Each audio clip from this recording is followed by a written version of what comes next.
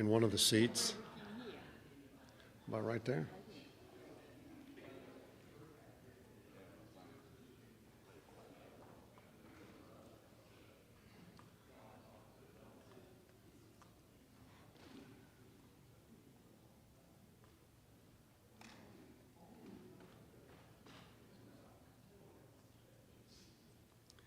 Good morning, everyone.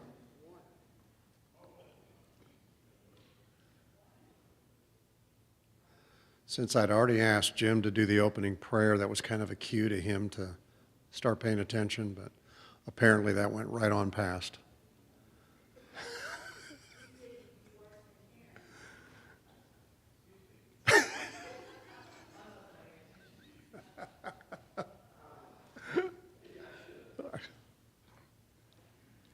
If you would, please, Jim, put Brandy Grimmett back on the prayer list.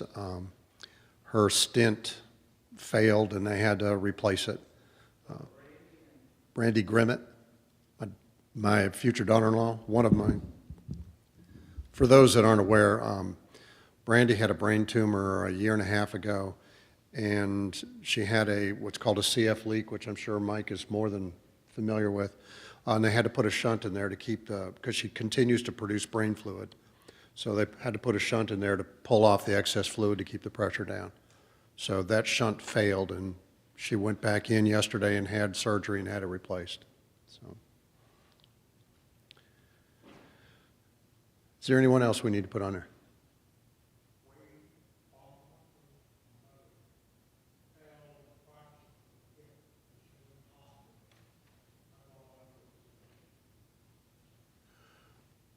Wade Baumgartner's mother fell? Okay. Yes, ma'am. Ooh, how bad was it?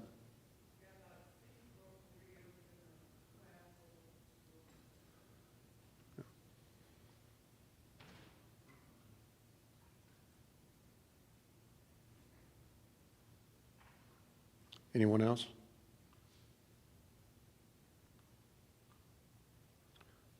Jim? Heavenly Father, we praise your holy name. We praise you for being the great and all-powerful, mighty God, creator of our world, and the grantor of all good and perfect things. Thank you for granting us mercy, peace, and joy. Lord, as we come together, we pray for a variety of people that need your healing hand. We pray for Brandy and Wade's mother and Tanya, Mitchell Smith, Jerry Sistrom, Paul Arvin, my wife Karen, the Tees, and I'm sure there are others. Lord, help us to be supportive of our brothers and sisters in particular and others. Help us to do your will always. Help us study your word and take it into our hearts. In Christ's name we pray, amen. Yeah, thank you. Okay. Now, this is going to be one of those fact classes, but don't fall asleep because I will be testing you along the way. So, we're going to get into Joshua, and I am going to admit right up front that I have been challenged to put this together in a way other than simply relating facts week to week. It is a historical book, and I think there's a lot to get out of it, but it's been challenging for me to figure out how to do that. So please bear with me as we go through this class. I've never taught Joshua before, and I may never teach it again. So the consensus is that Joshua wrote the book himself, for the most part. I put an asterisk on that. There's a couple sections that are pretty certain that he did not write, just based on the language. So if we go to Joshua 15:13.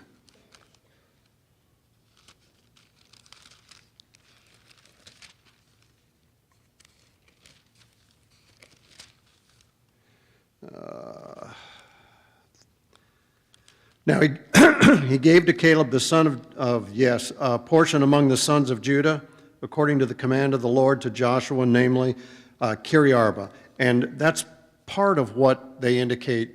If this was being written first person, then it's unlikely he would have used this phrase, Lord to Joshua, and then a secondary name on there. And Caleb drove out from there the three sons of Anak. Then he went up there against the inhabitants of Debir, and Caleb said, the one who attacks and captures it, I will give him Ashka, my daughter's wife, and Othniel, the son of Kenaz. And it came about that when she came to him, my point that I'm trying to make here is you don't see any first-person stuff in here. So that's one of the indications that the scholars believe this was added. There's a second section which gets pretty obvious. Joshua 24, 29 through 31 records his death and burial. Very little chance Joshua wrote that. So it is obvious, though, if we look at 24, the first part of the chapter, that Joshua wrote as a first person. And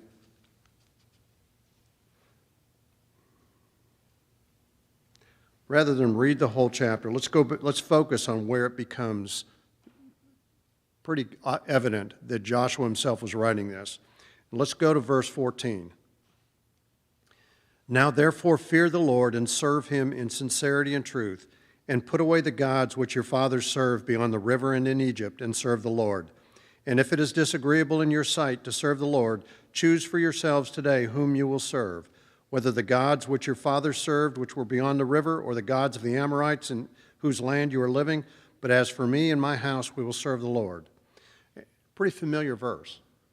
But the way it's written in the first person makes it pretty obvious that Joshua was writing it himself as he went along. As we go through this, it also becomes evident that it's written more as a diary, as a ledger, than done in retrospect. And there's a lot of indicators that will go along the way for that.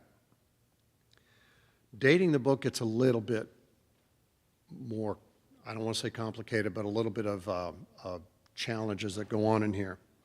And I went to 3 sources to see if they all agreed. The one that I got the most information out of was the Ryrie Study Bible, which dates the book in the written time frame between 1400 and 1370 BC. Now, as I go through these dates, please don't do what I did. Remember that the dates go in reverse. So the bigger number is older, not newer, okay? It's confusing, but it helps if you try to keep that up front.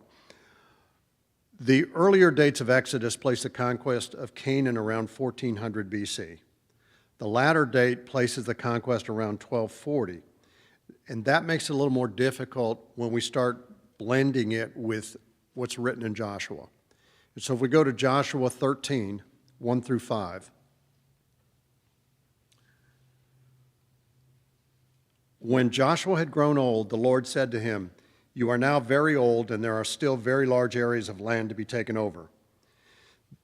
This is the land that remains, all the regions of the Philistines and the Jeshurites, from the Shihar River to the east of Egypt to the territory of Ekron on the north, all of it counted as Canaanite, though held by the 5 Philistine rulers in Gaza, Ashdod, Ashkelon, Gath, and Ekron, the territory of the Avites on the south, all the land of the Canaanites, from Arah and the Sidonians as far as Apec and the border of the Amorites, the area of Byblos and all Lebanon to the east, from Baal Gad below Mount Hermon to Lebo Hamath." Whole bunch of mishmash there. Where we get into separating it is that the historical records indicate that the Philistines were very strong in Palestine around 1200. Again, a later date. What's the biblical evidence we have of that?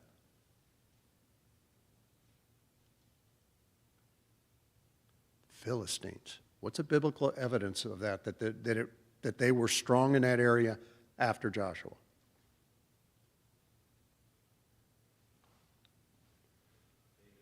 David, thank you. Okay, the Philistines were the dominant force that we see written in there when David was young.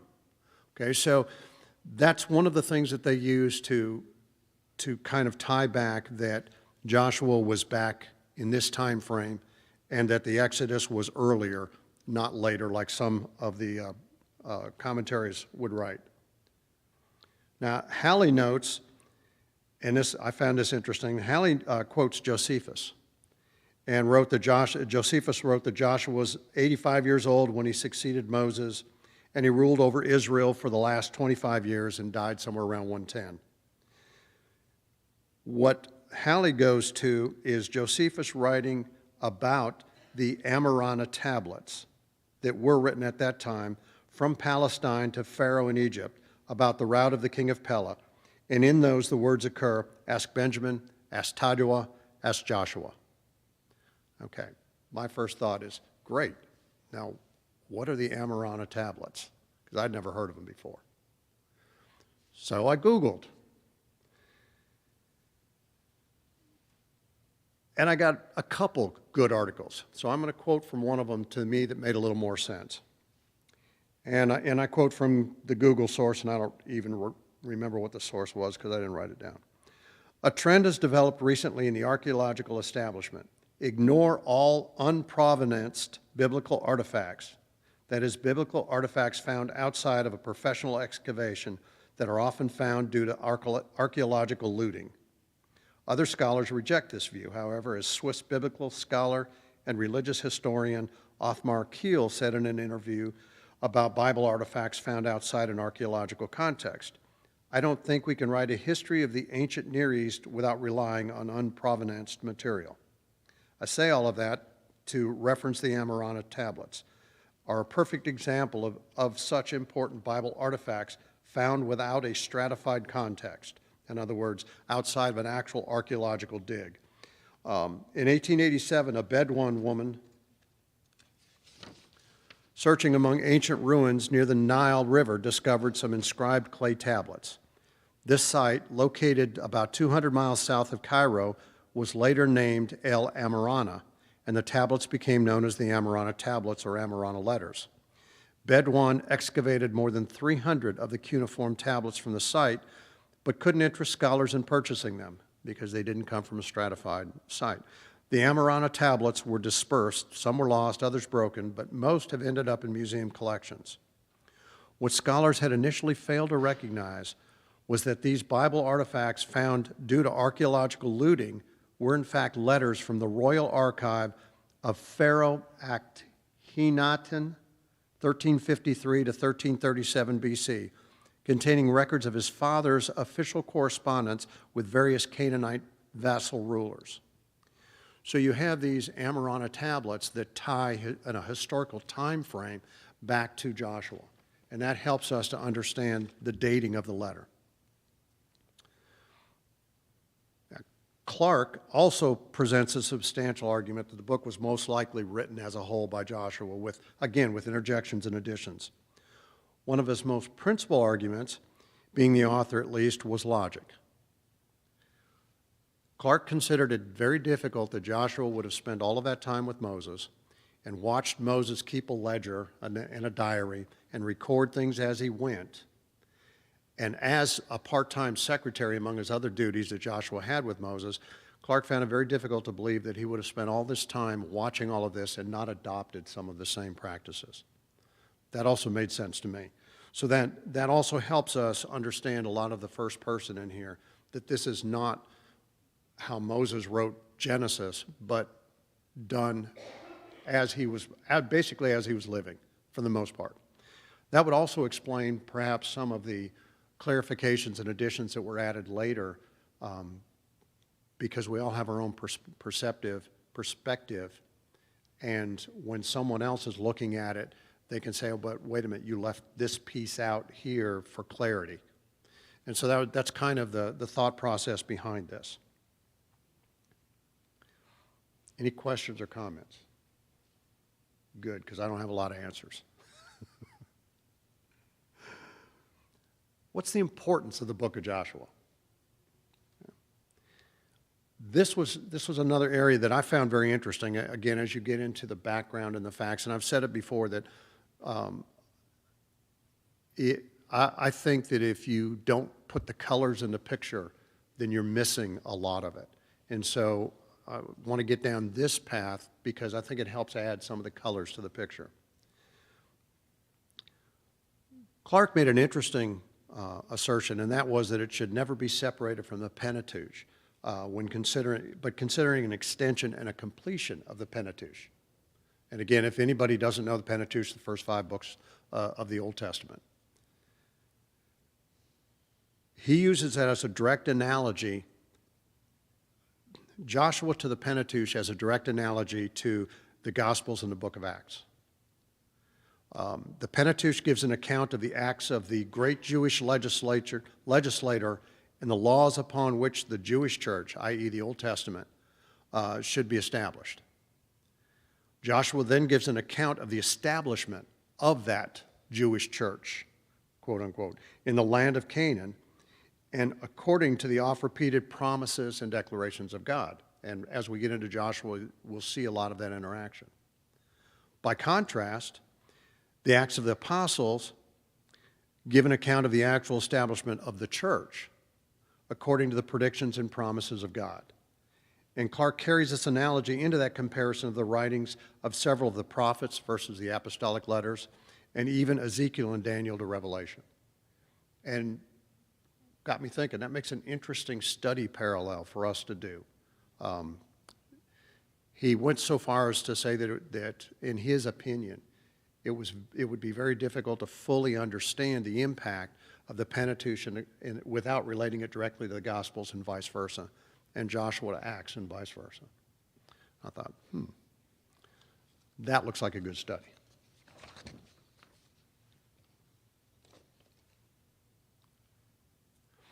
Okay, let's talk about Joshua the man a little bit. Joshua was the son of Nun from the tribe, that's N-U-N, not N-O-N-E, just for clarification, from the tribe of Ephraim. It is supposed that he was born in Egypt in captivity, which makes it interesting. His name literally means Yahweh is salvation. There's good indicators, and if we go to Exodus 17:8.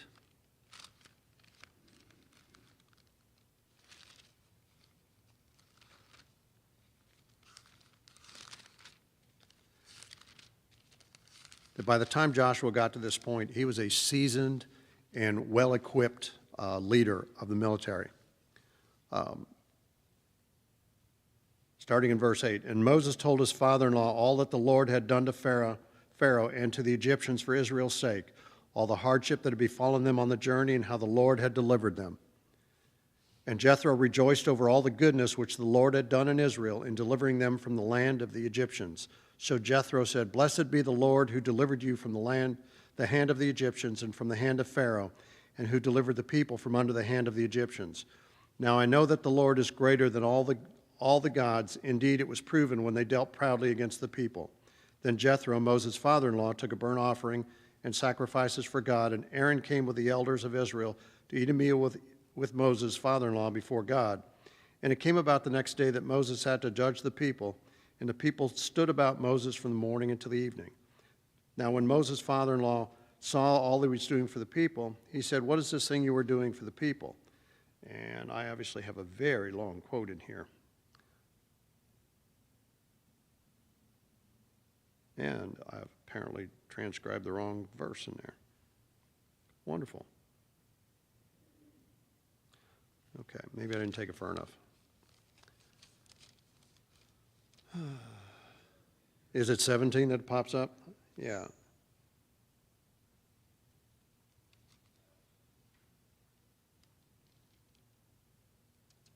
Okay. Somewhere in here, Joshua actually appears for the first time, unless I transcribed the wrong chapter. I may have it. Oh, how about if I read 17, not 18? That might help.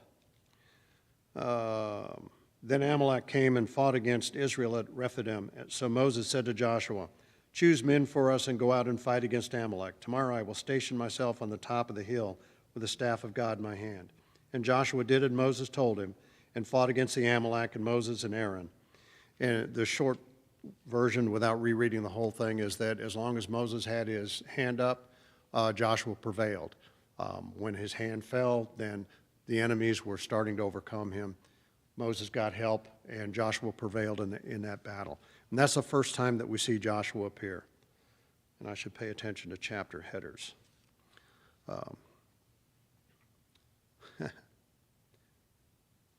Okay, Joshua served as a personal attendant to Moses during the year at Mount Sinai, Exodus 24. Verse 13. Then Moses set out with Joshua his aide, and Moses went up on the mountain of God. Okay, so this is where it's concluded that obviously Joshua spent a lot of time at Moses' side, hence the whole keeping of ledgers, etc.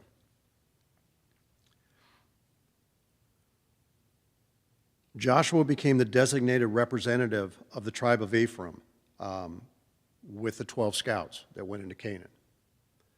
And we see that with 11 other spies, including Caleb, and we see that in Numbers 27, 18 through 23. And this is a well-known passage that most of us should be very familiar with. So the Lord said to Moses, "Take Joshua, son of Nun, a man in whom is the spirit of leadership, and lay your hand on him. Have him stand before Eleazar the priest and the entire assembly, and commission him in their presence. Give him some of your authorities so the whole Israelite community will obey him. He is to stand before Eleazar the priest, who will obtain decisions for him by inquiring of the Urim before the Lord. At his command, he and the entire community of all the Israelites will go out, and at his command they will come in." Moses did as the Lord commanded him. He took Joshua and had him stand before Eleazar the priest and the whole assembly. Then he laid his hands on him and commissioned him, as the Lord instructed through Moses. Okay.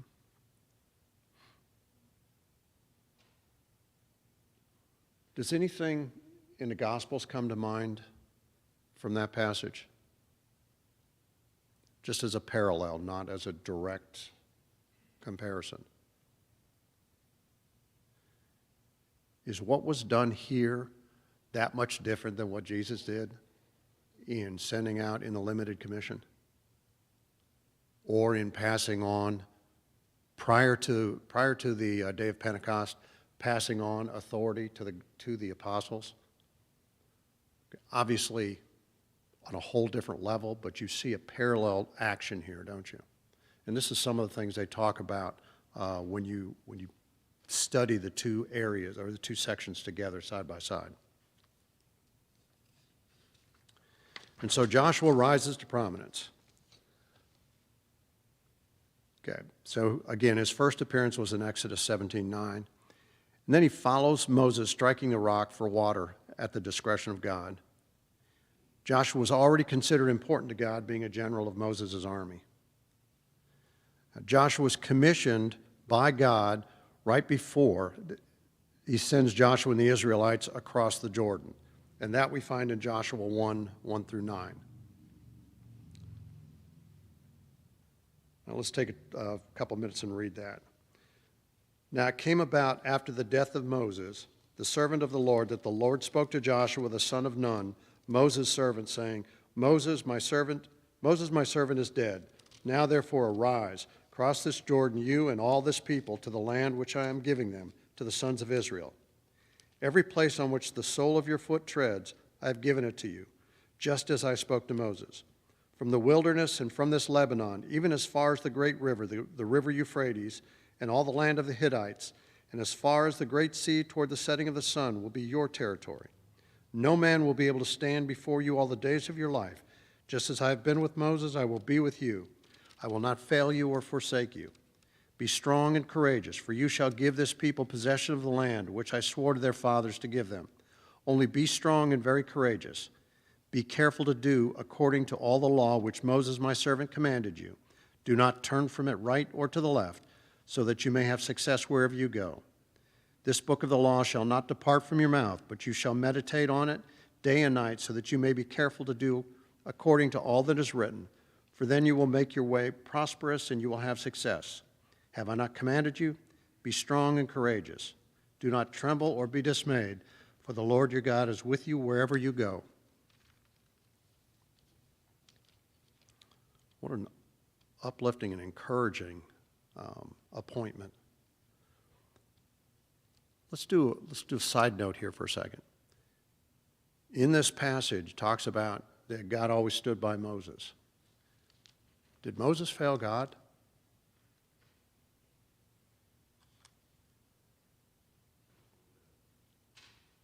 What's the most obvious one, the one that comes to us the loudest and the most often?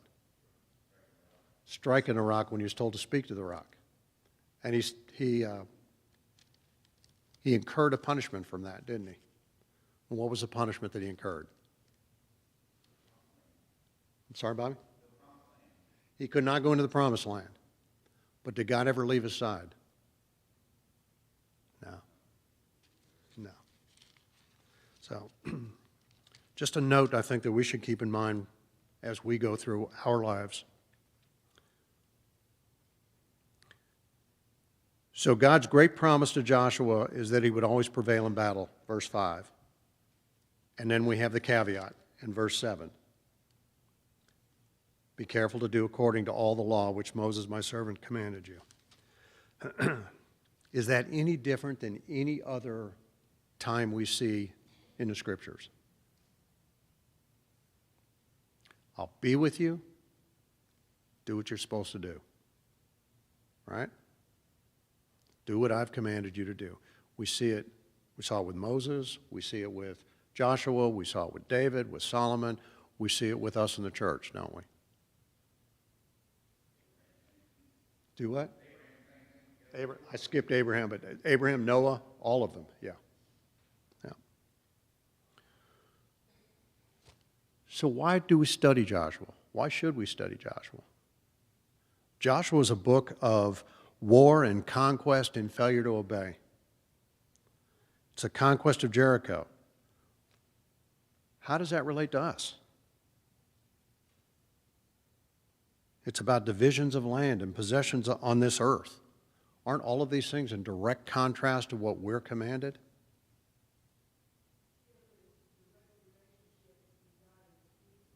Okay.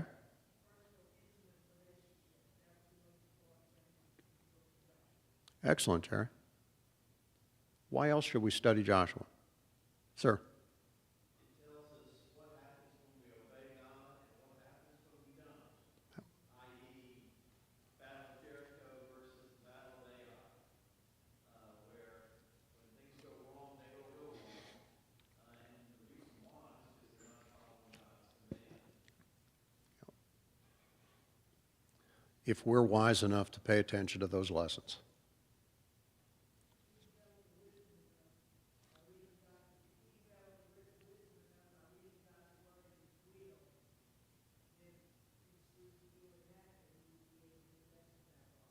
Yep. We're fighting a spiritual war, which is just as difficult as a physical war.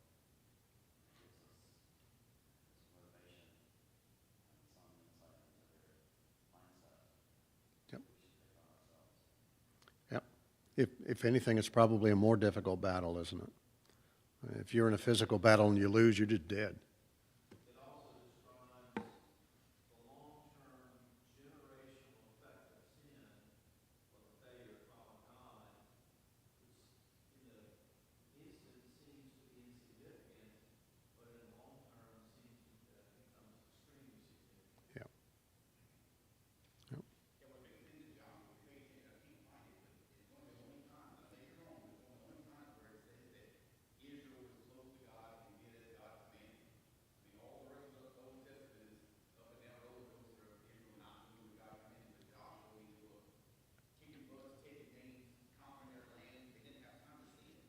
Yeah.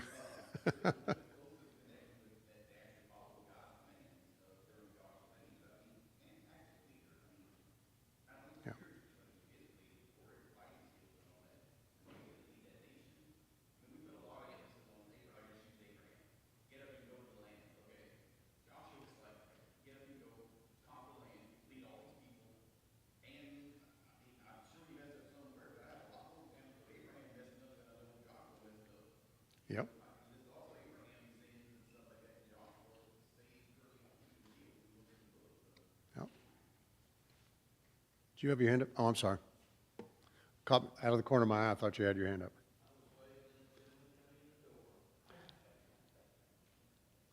No, it's very good, Bobby. You're right. It's interesting if we go down that path for a minute here. Let me see if I can word this correctly. And it gets us into a whole nother area too, but what was it that helped keep the Jewish nation on path? It's the leadership, wasn't it? It's the leadership of Joshua. Is it any wonder that the New Testament makes such a big deal about the focus on elderships? Not that we're not responsible for what we do, and I don't mean to imply that at all. We are completely responsible for what we do. But as far as the health and the direction of the church, isn't that just as dependent on the elderships for those congregations as the Israelites were on Joshua's leadership?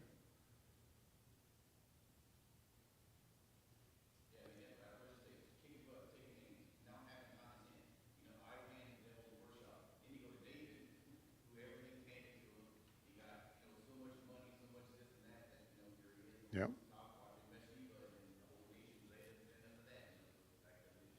Yeah.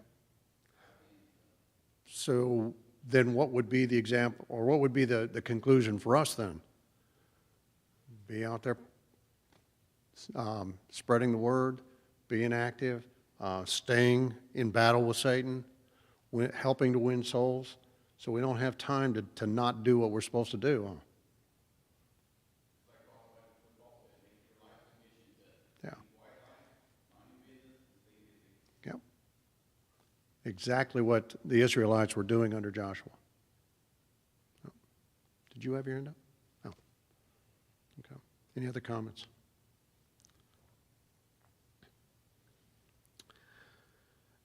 I got one more thing good, we have time to touch on this one more section that I thought was interesting.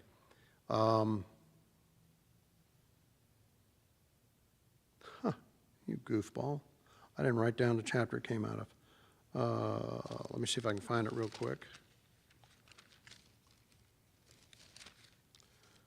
Somebody that is a lot more skilled at knowing Joshua than I. It's referring to the captain of the Lord's army.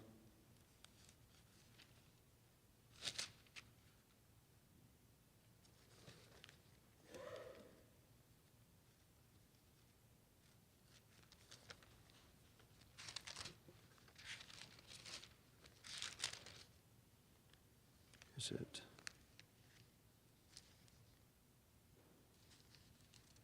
Oh.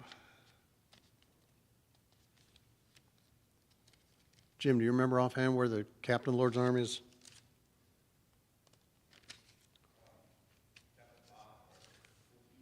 Thank you.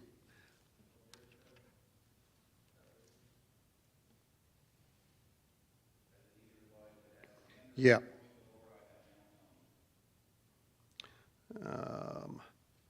Let's start in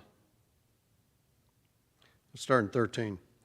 Now it came about when Joshua was by Jericho that he lifted up his eyes and looked, and behold, a man was standing opposite him with his sword drawn in his hand. And Joshua went to him and said to him, "Are you for us or for our adversaries?" And he said, "No, rather I indeed come now as captain of the host of the Lord." And Joshua fell on his face to the earth and bowed down and said to him, "What has my Lord to say to his servant?" And the captain of the Lord's host said to Joshua, "Remove your sandals from your feet, for this place where you are standing is holy." And Joshua did so. Who could this captain be? I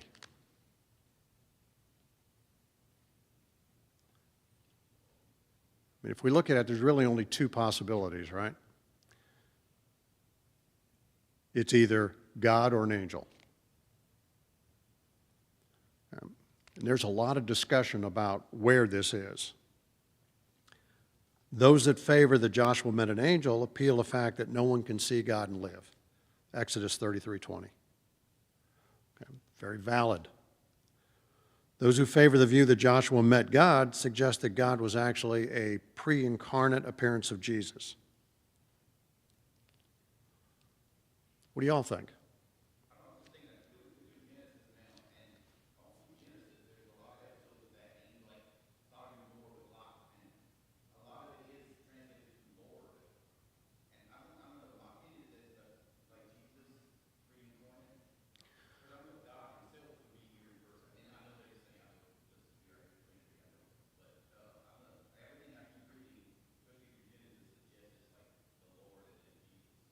Well, there's a great argument that Lord is simply a term of respect, as call you sir or okay. I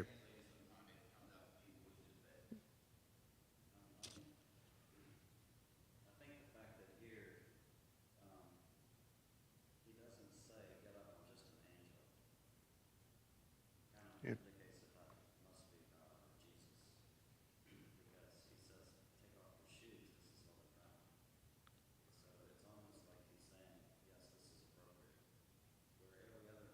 Where we see instances where angels tell, like in Revelation, he tells John, get up, I'm just like you, I'm an angel, don't worship me. This is almost a direct repeat of Moses with the burning bush, isn't it?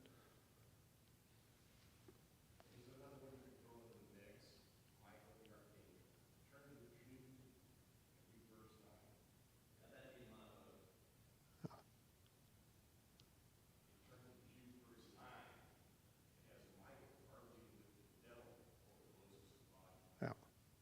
I didn't see any comments about what angel they were proposing it to be, so my thought was an archangel right off the bat, too. This is the contrast that was given. I saw a hand over here somewhere. Maybe I didn't.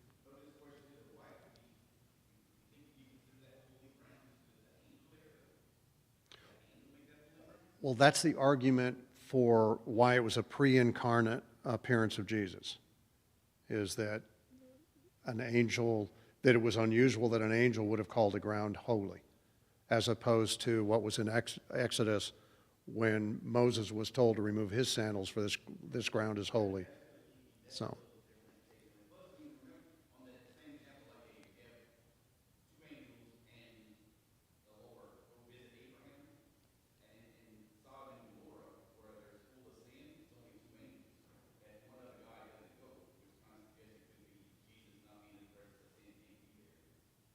well, now you see why there's so much discussion about it. I guess it goes on the list of questions that we ask when we get to see God, huh? Yeah. Yeah. One of the differences in how it's worded, my thought is that, again, if Joshua is writing this pretty much as it happens, and having been there with Moses, that it would be very easy to leave off a detail that Moses had on there because this is what happened. And whether he left out part of the conversation or whether this was the entire extent of the conversation, we get the point of it one way or the other.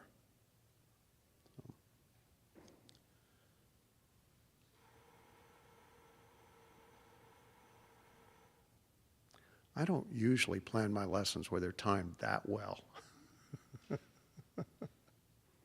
Any other comments?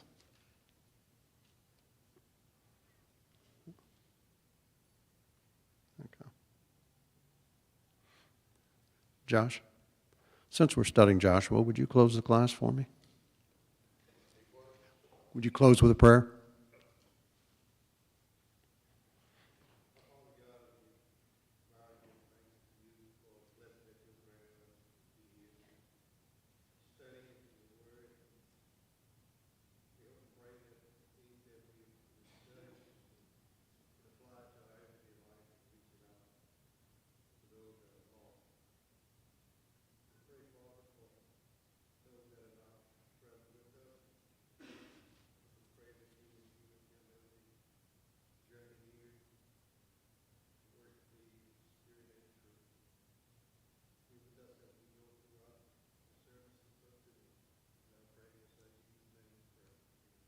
Amen.